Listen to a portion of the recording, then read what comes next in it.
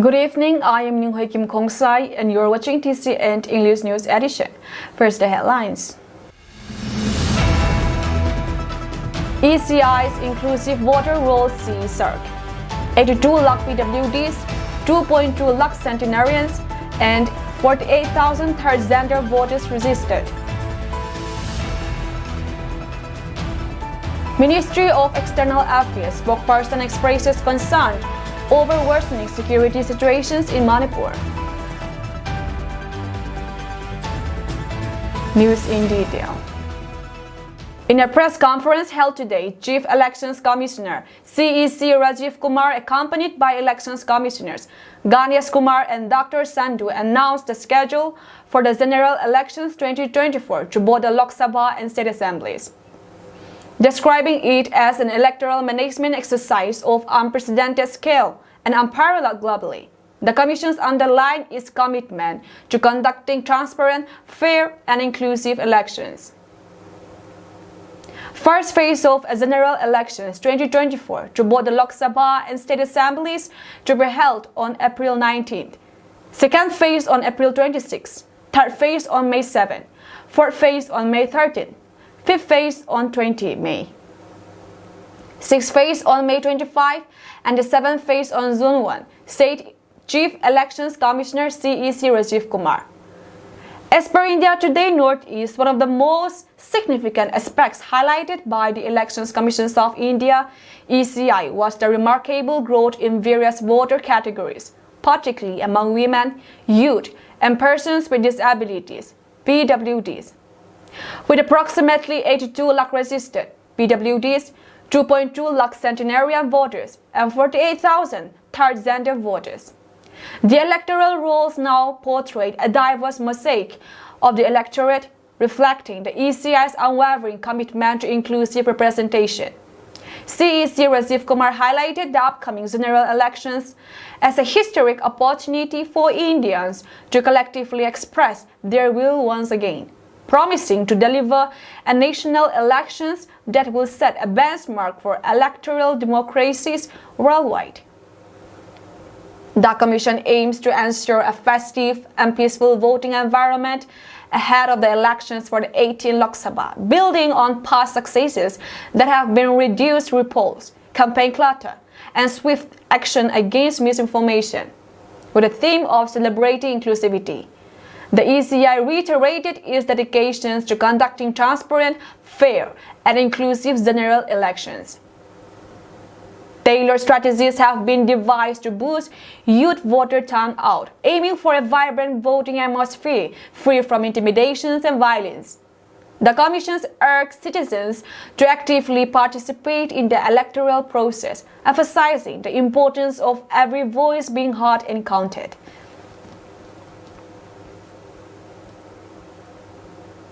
The Ministry of External Affairs (MEA) spokesperson Randhir Jaiswal has voiced apprehension regarding the ongoing security situations in Myanmar, emphasizing the deteriorations in security as a cause for concern.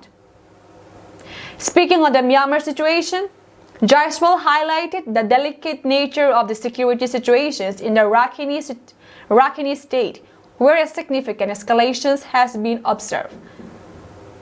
As per India Today Northeast, the MEA had previously issued an advisory urging Indian nationals to evacuate and avoid travel to the region due to heightened security risk.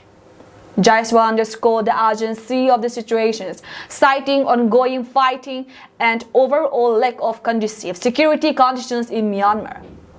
He reiterated the MEA's call for peace, stability, and constructive dialogue in the country, advocating for the establishment of an inclusive federal democracy through dialogue and constructive engagement. Earlier on 6 February, a cautionary advisory was issued urging all Indian citizens to refrain from traveling to Myanmar's Rakhine state due to escalating security concerns. The advisory highlighted disruptions in telecommunications, including landlines, and a severe shortage of essential commodities as contributing factors to the deteriorating situation. Additionally, Indian citizens currently present in Rakhine State were advised to promptly vacate the area for their safety. Sides. We want peace and stability in the country. We want constructive dialogue in the country, and we want inclusive federal. See, on Myanmar, we had issued an advisory for the Rakhine State, where the situation there is very delicate. Security situation has deteriorated. We told all Indian nationals to evacuate themselves, move away from there. And we also told our nationals who were there or otherwise from anywhere else not to travel to that part. The situation in Myanmar remains of cause of concern because of the deterioration in security situation. There is a lot of fighting happening there, and security situation is not conducive. But we call upon all sides. We want peace and stability in the country. We want constructive dialogue in the country, and we want inclusive federal democracy to be established through dialogue and through constructive engagement. ZNM Training School located near District Hospital Lamka organized the 8-best lamp lighting and oath-taking ceremony today at around 11 a.m. in the school premises. Thangboy Gangti, additional DC, Lamka was the chief guest of the program, and Dr. Tinlonlei Thanglual, medical superintendent, District Hospital, Dr. K. Sanya Monica, DFWO, Lamka, and Esther Nyanglanching, nursing superintendent, District Hospital, as the guests of honor. Dr. T. Vanlal Kwangi, CMO, Lamka, as the functional president. The chief guest led the lamp lighting ceremony, and after the candle lighting and oath-taking ceremony, Caroline Kim Nai Ting, principal in charge ZNM School of Nursing, gave a keynote address. Tutor Thang Ngai Sang led the handing out of Toppers Award to the students, followed by distributions of certificates to the employees of ZNM School of Nursing by K. Lamsang Lian DPM Lamka. Functional President T. Vanlal Kwangi in his speech said that the lamp lighting and oath-taking is to remind the nurse trainees, to remind them of their work in serving the sick and needy with love and affection. This program had been organized every year in remembrance of Florence Nightingale, also known as Lady with the Lamp. The nurse trainees are expected to learn their lessons dedicatedly so that they can serve their people rightfully and promote hope for the sick patients. Chief guest Thangboy Gangte also says that the nurse trainees should understand their role and responsibilities in assisting to save life of patients. How will you handle the sick? How dedicated are you to your work? Courage, optimistic mindset, and other positive nature should always ring into your heart, he added. Represent yourself with a smile to your patients and show them your positive vibes, and the patients can become emotionally stable, and it can also help them get better, says the chief guest. He also highlights the important roles played by doctors and nurses using the ongoing conflict. The ZNM School of Nursing had been successfully run for 40 years, today marking the memorable event. Many students have finished their A&M courses from the school and went to other states to serve as a nurse. The school had been changed from A&M to ZNM School in 2015 by the state government, and the first batch of ZNM trainees started their class on 26 October 2016, and the present batch were the 8th batch so far. The ZNM School of Nursing had 11 first-year students, 25 second-year students, out of which 7 of them were displaced, 29 third-year students, out of which 7 were displaced. The brave nurses who volunteered during the ongoing conflict to treat the injured in battlefields and are awarded the Nurse Award includes Jingnun Siam, Doi Lian Kim, Amanda Timlal Ngak, Kim Ngai Ching, Ngai Nei Pal, Nyang Lom Ching, and Puza Rani Pal. This morning I was wedged between a medical professional on one hand and a pastor on the other. So I'm spiritually and physically very blessed today. I feel more healthy physically also and spiritually. Here you will be just 11 nurses who are being kept, but it will be the entire district of Churachandpur who will be needing your services. So it is not only the lamp lighting and capping ceremony for 11 nurses, but for the entire district of Churachandpur. So it is more of a reason and a cause for a celebration. and I congratulate all of you, and in your future endeavor also, I wish you very all the best.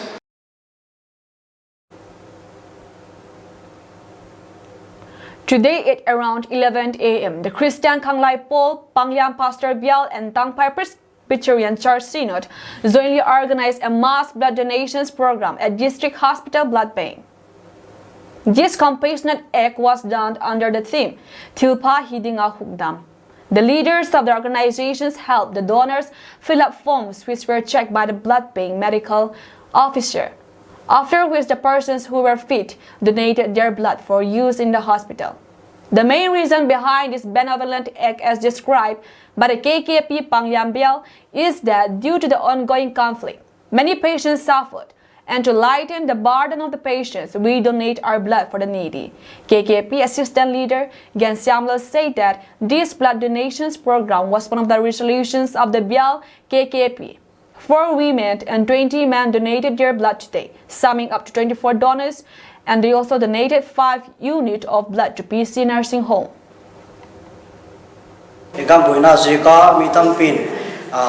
Hospital amin haksana ti ho tuku zikha gelkhok na le thilpha hi kha mi adinga damna hi theina ding ti in bilkhang lai ten tupuk na lakine ji chu tu ni hona hin pathin panpina zalin e akisupi ting theya bil khang lai ti ho so si chungin ki pa thui gena ban hospital sem tu ten le na satakin cooperation e pikna chungin hospital sem tu te chungin le ki pa thu ka geno bil khang lai ti tu ni hona i ang pang the te zo si chungin nasatak main khanglai te sigin ki pak thur gena lamka khosunga khanglai chanpi mi tam pi te tuni hona hin thil pa hi dinga hubdam i goro hin sume pai se cha chum chumatia akhenin pan pi zo lo pan pi the le hel le thi san lam hin le nasatak maya khanglai ti hon le pan lat thi che le hen igam hi tu sang hin le mason tin hak sati le ki don zan khai hin tin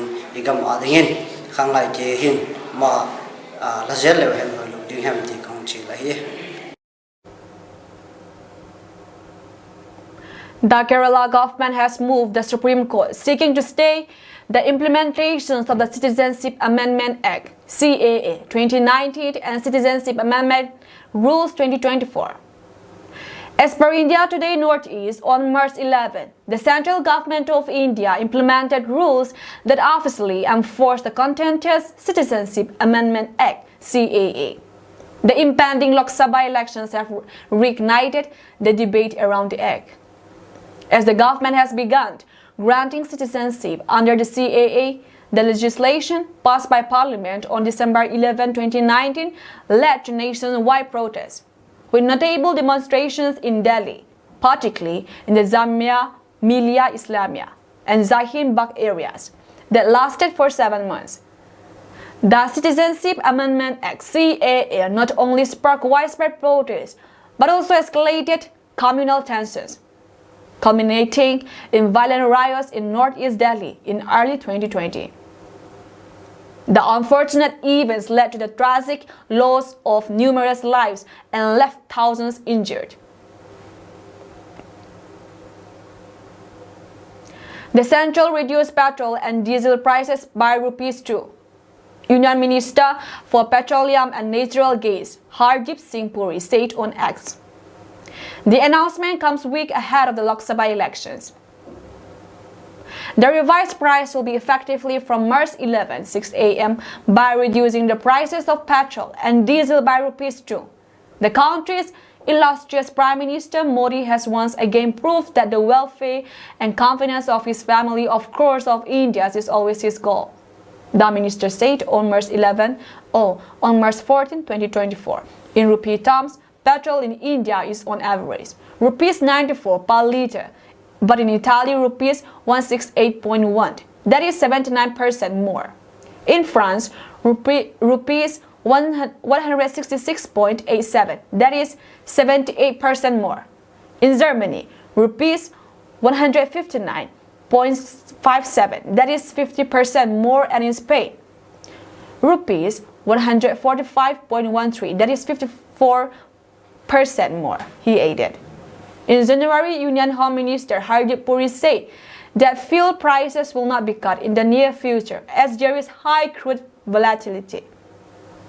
Dismissing media reports as speculative, the supply of fuel in India remained at cheap prices, and our steps also continue to move towards green energy. That is, India maintained energy availability, affordability, and sustainability, the minister said. Reductions in petrol and diesel prices will boost consumer spending and reduce operating costs for over 58 lakh heavy goods vehicles running on diesel, 6 crore cars, and 27 crore two-wheelers, the petroleum minister said. The reductions in petrol and diesel prices will vary from city to city. The Petroleum Ministry said in Delhi that diesel is currently priced at rupees 89.62 litre, will now be sold at rupees 87.62 litre. Meanwhile, the per litre cost of petrol in the national capital is rupees 96.72 and will now be reduced to rupees 94.72. In India's financial capital, Mumbai, where VAT and other taxes make fuel more costly than in Delhi, the ministry has reduced the price by rupees 2.10 litre. The current petrol price in Mumbai is rupees 106.31 litre, and the effective price will be rupees 104.21 litre. The per litre cost of diesel in Mumbai is rupees 94.27. The effective price from tomorrow will be rupees 92.15 litre.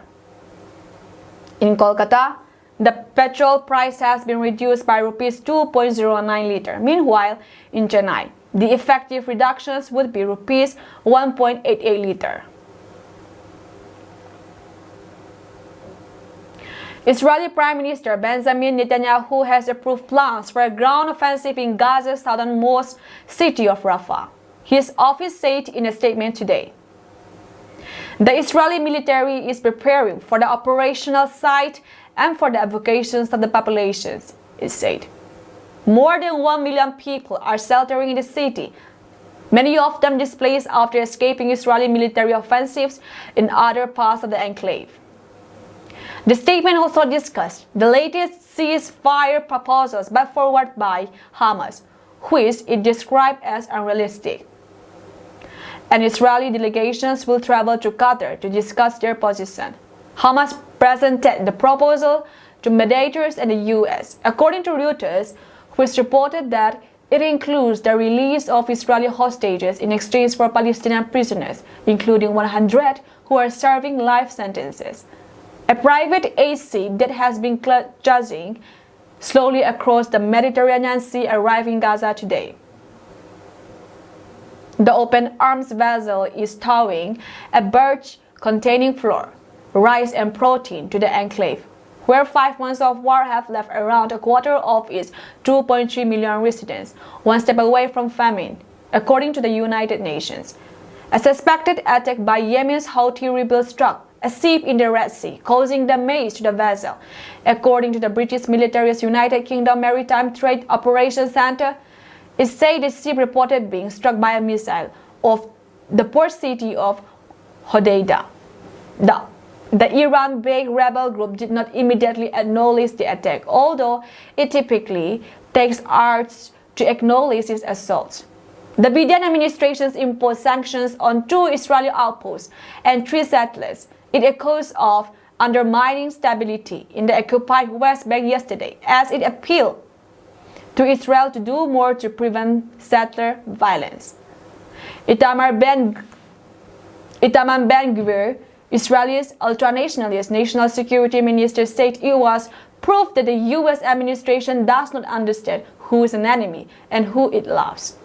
The death toll in Gaza since October 7 has surpassed 31,000, according to the enclave's health ministry, which says more than 73,000 have been injured. The Israeli military said at least 247 soldiers have been killed since the ground invasions of Gaza began. That's all from us tonight, and we thank you for joining our program.